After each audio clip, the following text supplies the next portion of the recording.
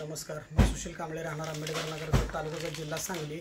आज ह्या व्हिडिओ बनवण्याचे कारण असं आहे की शेळीपालन असो किंवा कुठलंही दूध व्यवसाय करणाऱ्या दूध व्यवसायामध्ये जी काही कुठलीही जनावर आपण पाळली जातात, त्याच्यामध्ये गाय, म्हैस असेल किंवा गीर असेल, अशा प्रत्येक जनावरांमध्ये का नाही मास्टायटिस किंवा कासाचा जो रोग किंवा आजार आहे तो कंपल्सरी होतोय। कंपल्सरी त्याच्या पाठीमागचं कारण असं आहे की एखाद्या वेळेला आपण जर करता त्याचं दूध व्यवस्थित टायमात नाही काढलं तर त्याला ते आजार होऊ शकतोय, किंवा एखाद्या वेळेला त्याला कासाला काहीतरी जखम झाली असेल किंवा काहीतरी लागला असेल तरी सुद्धा होऊ शकतोय, किंवा जमिनीवर ज्या वेळेला बसतात त्यावेळेला कुठलं तरी विषाणू वगैरे किंवा जीवजंतू त्यांच्या कासामध्ये जाऊन, त्याला कासाला कसं असते ज्यातनं दूध येते त्याला होल असते, त्याच्यामध्ये आतमध्ये जाऊन सुद्धा ते कासाचे आजार होऊ शकतात।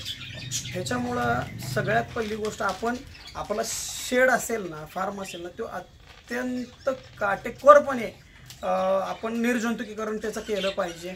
आणि जनावरांचं कुठलंही जनावर असतं त्याचं दूध काढायच्या अगोदर आणि दूध काढल्यानंतर ना एक तर हे बघा, हे असं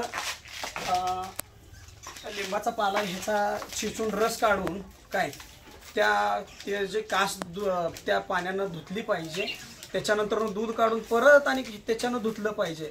दूध काढल्यावर बी धुतलं पाहिजे आणि काढायच्या अगोदर बी धुतलं पाहिजे, असा विषय आहे। नसेल तर मेडिकलमध्ये एक औषध मिळते, ती सुद्धा तुम्ही ते कासाला लावून स्वच्छ कास करून दूध काढू शकता आणि परत आणि दूध काढून झाल्यानंतर त्याच औषधानं तुम्ही परत कास पुसून स्वच्छ करू शकता। ह्या दोन गोष्टी। आणि त्याच्यानंतर आपण जर करता बाहेरून एखाद्या वेळेला जनावर घेत असेल विकत, तर आपण काय केलं पाहिजे की आपण जनावर घेत असताना एक तर कच्चं पक्कं गाभण घेतलं पाहिजे किंवा वेल्याला घेतलं पाहिजे। ह्याच्या पाठीमागं कारण असं आहे की जर करता कच्चं पक्कं गाभण असेल तर आपल्याला लक्षात येते की त्याला काय कासाला आजार आहे का किंवा काय प्रॉब्लेम झाला आहे का, कास वर खाली आहे का, असं सगळं लक्षात येते। नसेल तर वेल्यावरती जर करता तुम्ही 3-4 महिन्याच्या पुढची जर शेळी गाभण शेळी जर घेतली तर ती लक्षात येत नाही की तिला कासाचा आजार आहे किंवा नाही आहे, परत आपली इथं आल्यावरती ती प्रॉब्लेम उद्भवू शकते। आणि शेळी तुम्ही कुठल्याही ब्रीडची घ्या आणि कुणाकडूनही घ्या, काही अडचण नाही, फक्त ज्याच्याकडून घेताय तो जेन्युइन पर्सन असला पाहिजे आणि उद्याच्याला उठून त्या जनावराची त्यानं रिस्पॉन्सिबिलिटी घेणारा असावा। आता मी तुम्हाला सांगतो ह्याच्यामध्ये आपण त्याच्यावर त्या आजारावरती काय उपचार केले पाहिजेत जे नैसर्गिक आहे की त्यात सगळ्यात पहिल्यांदा तुम्हाला मी सांगतो काय दगडीपाला। तो दगडीपाला कुठंही मिळतोय, डोंगरामध्ये असेल किंवा जिथं जास्त दगडाचं प्रमाण आहे तिथं मिळतो। त्याला काय करायचं नाही, लय मोठा विषय नाही बघा, याचा पाला सगळा असा आपण काढून घ्यायचा, काय पाला असं सगळा काढून घ्यायचा काय, आणि काय करायचं असं कुस्करायचं, त्याला चांगलं असं रस येतोवर कुस्करायचं। आणि कुठल्या शेळीला दगडी झालेली आहे काय किंवा कासाचा आजार आहे त्याला प्रथम उपचार म्हणून बरं काही केलं जाते काय, तर तुम्हाला मी सांगतो की असं तिच्या कासाला आपण म्हणजे असं सगळीकडे चोळून घेऊ शकतोय, लावून घेऊ शकतोय व्यवस्थित असं सगळं काय त्याला पूर्णपणे असं लावून घ्यायचं आहे। तो उपचार दिवसातनं 2 वेळा आणि कमीत कमी 3 दिवस ते 5 दिवस, कुठलाही उपचार करा तुम्ही काय 3 दिवस ते 5 दिवस तुम्ही तो उपचार करायचा आहे। त्याच्यापेक्षा जास्त पण करायचं नाही, त्याच्यापेक्षा कमी पण करायचं नाही। त्याच्यानंतर नेक्स्ट तुम्हाला सांगतो काय, नेक्स्ट तुम्हाला सांगतो मी, हे बघा, ही ॲलोवेरा कोरफड त्याचा गाभा घ्यायचा काय, त्याचा गाभा घ्यायचा असा काय पूर्ण सगळा काढून, त्याच्यानंतर त्याच्यामध्ये थोडीशी हळद घ्यायची मिक्स करून काय, अशी हळद घ्यायची।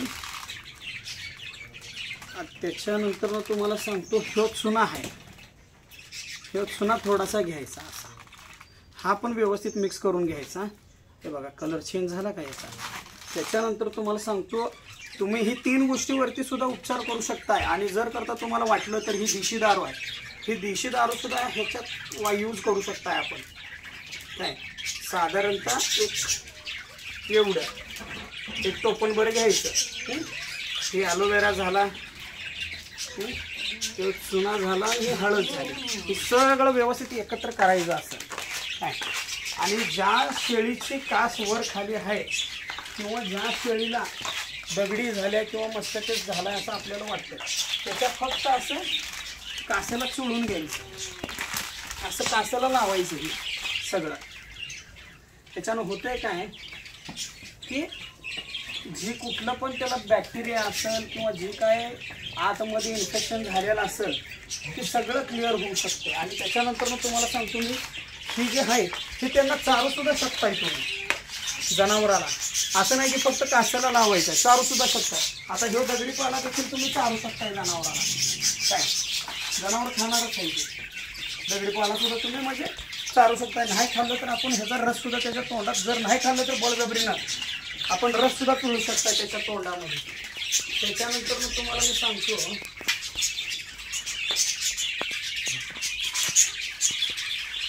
उन्हाळ्यामध्ये जर करता अशी समस्या उद्भवली तर एक काम करायचं, लिंबू घ्यायचं अर्धा,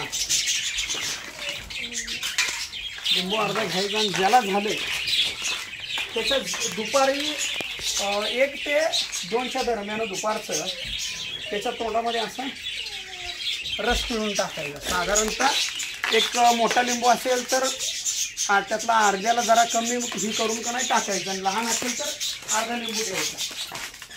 त्याच्यानंतर मग तुम्हाला मी सांगतो तसंच हे बघा, आता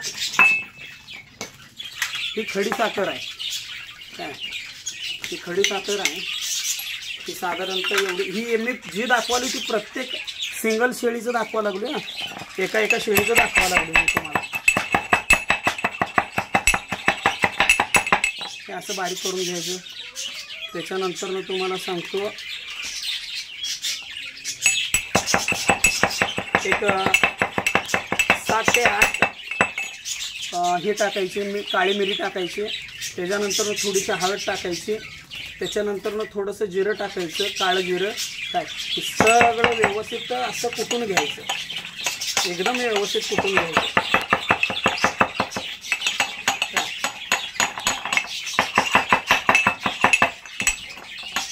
आणि त्याच्यामध्ये तुम्ही हे असं मोहरीचं तेल घालू शकता जेवढं गरजेचं आहे तेवढं, आणि ह्याचा एक व्यवस्थित लेप तयार करू शकता काय, ह्याचा व्यवस्थित लेप तयार करू शकताय. आणि जेणेकरून जास्त घट्ट बी होऊ नये, पातळ बी होऊ नये, व्यवस्थित लागावा कासना असा लेप तयार करून घ्यायचा. आणि जो लेप आहे तो लेप आपण खायचं, शेळीला खायला पण देऊ शकतो काय, शेळीला खायला पण देऊ शकतो आणि तिच्या असं कासाला पण लावू शकतो. तिचा असं आपण कासाला पण लावू शकतो. त्याच्यानंतर शेवटचा उपचार तुम्हाला मी सांगतो, हे बघा, हे मैदा आहे, ही देशी तूप आहे, हळद आहे, 1 2 3 ह्या 3 गोष्टी, आणि त्याच्यानंतर परत आणि ही खडी साखर, ही सुद्धा एकत्र करून काय तुम्ही व्यवस्थित त्याचा लेप तयार करून त्याच्या कासाला पण लावू शकताय आणि त्याला खाऊ पण घालू शकताय. हे जे मी तुम्हाला 4 उपाय दाखवले हे प्रथम उपचारामधले आहेत, जे आपल्या घरगुती आणि नैसर्गिक वातावरणात मिळणाऱ्या वस्तू आहेत. ह्याच्यापासून आपण त्यांचा रोग हा खाण्याचा 100% क्लिअर करू शकतो. आणि जर करता हा एवढं करून पण क्लिअर नाही झाला तर आपण आपल्या वेटनरी डॉक्टरला बोलवून त्यांच्या सल्ल्यानं त्याला ट्रीटमेंट देऊन आपली शेळी ही अगदी व्यवस्थित आणि ठणठणीत करू शकतोय. कासाच्या आजाराला दुर्लक्ष कोणीसुद्धा करू नका.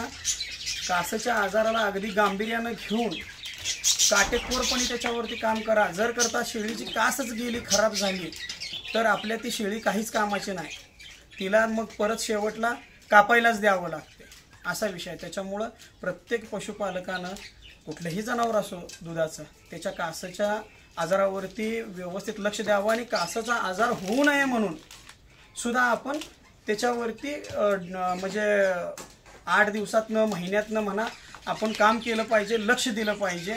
आपला शेड हा स्वच्छ आणि निर्जंतू म्हणजे ठेवला पाहिजे. आणि आपली जनावरं अगदी ठणठणीत आणि व्यवस्थित ठेवली पाहिजेत. धन्यवाद.